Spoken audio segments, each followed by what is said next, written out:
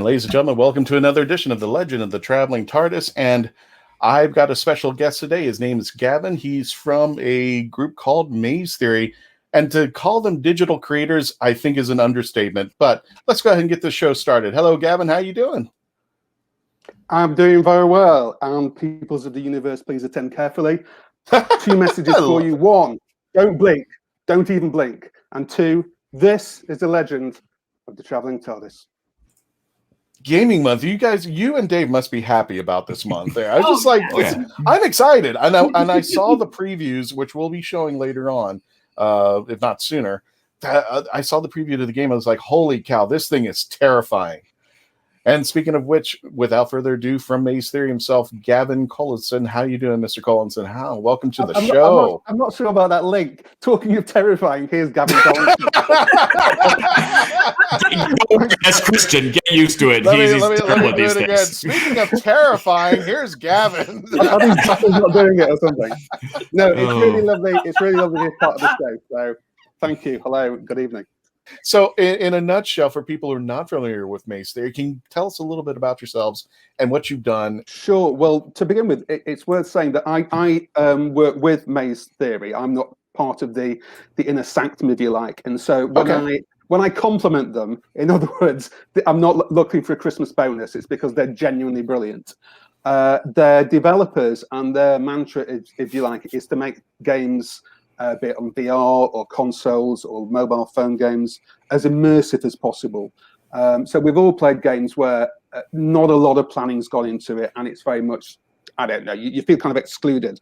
But what Maze Theory do, and what's at the heart of what they do, is bringing players in and making sure that when they play a game, it's as if they're at the heart of it. So when I first met them, I was blown away by their commitment to storytelling, to, as I say, to immersive storytelling. And there are a bunch of guys and women who just are very, very much into their craft. And that shows with the stuff they've done for Doctor Who. They did the VR experience, The Edge of Time. Mm-hmm. And as you say, if you visit their website, not only can you see what they're doing for Doctor Who and the things they've got lined up for Doctor Who, but you can see what they've done across other properties. And yeah, they're very, very impressive. I'm curious about where the idea for the Lonely Assassin came from. And I've seen games like this, but I was just like, wow, this thing is really scary. It's really terrifying. So Gavin, tell us a little bit about the Lonely Assassin and why Maze Theory chose to go this route.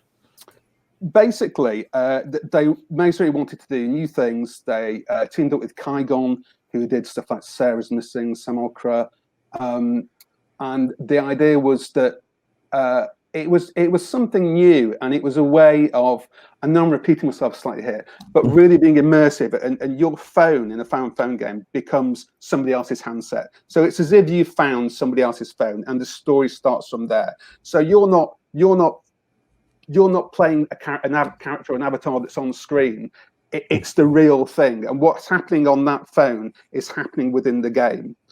And that kind of makes it sound kind of flat, but believe me, the vistas that we see, the places that we go to, and the monsters that we face are epic. And you can quote me on that after the game's released. There's just something about the Weeping Angels that really, there's a unique terror to them, and they're so clever in that respect. But also, because of the way the angels operate, they were perfect for the game. And so it's one of those things where this isn't me, but what the developers did that is so clever is they put some things in there that when I saw it, I was like, oh my God, I wrote that. But, it's hair-raising stuff. We have another video to show you. I think hold on. Little preview. Doctor Who, it's the same one? Okay. We had another video to show during you. the commercial break. It automatically loads up. It's like, no, it loaded the wrong one. It's them, Sam. I know them.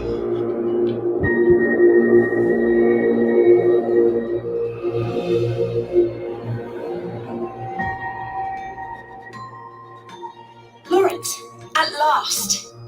This isn't Lawrence, which means Lawrence is still missing. You're the right person for the job. The job being Find Lawrence.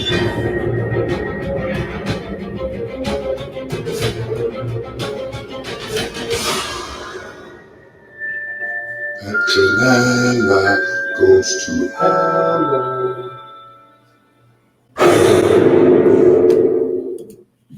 Those who may be watching, who may be brand new Doctor Who fans, who haven't seen the episode Blink, would you say that those fans would have difficult playing this game, or just because they're familiar with the Angels that they should be fine? But it's not narratively. It's not strictly necessary. But you know, any excuse to watch Blink if you've not seen it, for goodness sake. Here's this game. You're the perfect excuse. I agree. Valid. Brilliant. Now, here's the website intotheunknown.blog. Tell us a little bit about the Into the Unknown, which kind of does this give it more of a backstory if you read up onto this? Absolutely, and it's within the game. There is a website Into the Unknown, so that figures. And it was Maze Theory who came to me and said, "Look, wouldn't it be great if we actually had that website in real life?" And not only that, but it's not just occasionally when websites like this are brought into existence, there's a couple of pages and that's all. But there's a story within the site as well, and you go back and start reading it from the first blog.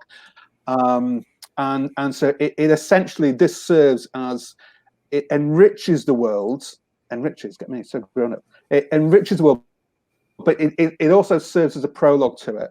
And so you don't have, you know, there's no, it's not mandatory that you play the game that you've got to know this, but there's lots of stories there. It's hopefully quite fun. The other two games that Maze Theory are making, it kind of forms a trilogy, and there are also one or two little references to other things that are happening in Doctor Who fandom that I'm not allowed to say. Well, very quickly, there was a VR experience game called The Edge of Time, Doctor Who: The Edge of Time, and that. If you look at people playing it on YouTube and the reviews, people seem to enjoy that. So that was great. But the one thing was not everyone could access it because of the platform. That not everyone had VR equipment, as we were saying before. And so we have found a way to make that part of the trilogy canon, if you like. But we're using what's in that and also expanding it. And there will be a game coming that you can play on console called Edge of Reality, which will be coming out at some point in the future. And when you play that, you will see how they all kind of tie into each other. And you can play one and not the other, and you will not notice. But if you play them all, or you play especially the last two, you will go, "Oh, I see, that's from that, and that's why this is happening, and that's why the Doctor's not here," or which is www.maze-theory.com.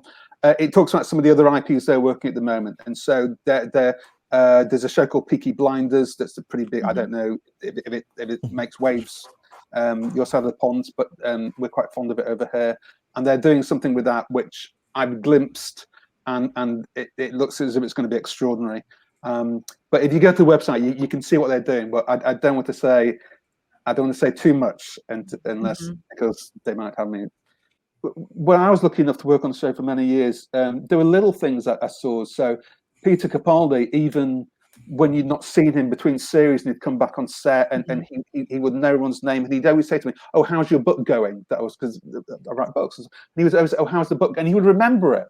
Now that sounds nothing, but I was one person amidst literally hundreds of people, and not a particularly important person, and yet he always made sure that he gave people that.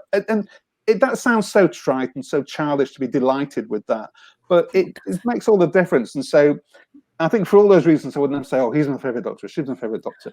And if you want to check out these wonderful games that are coming out, or the games that they've already played, maze-theory.com. That's maze-theory.com. Check out the wonderful game that's coming up. Doctor Who: The Lonely Assassins with an S.com. Doctor Who: The Lonely Assassins.com. The game comes out Friday. It comes out this Friday. You can pre-register now. I went ahead and did that. You can also check out the blog, Into the Unknown, if you want to get immersed into this world before the game comes out over there.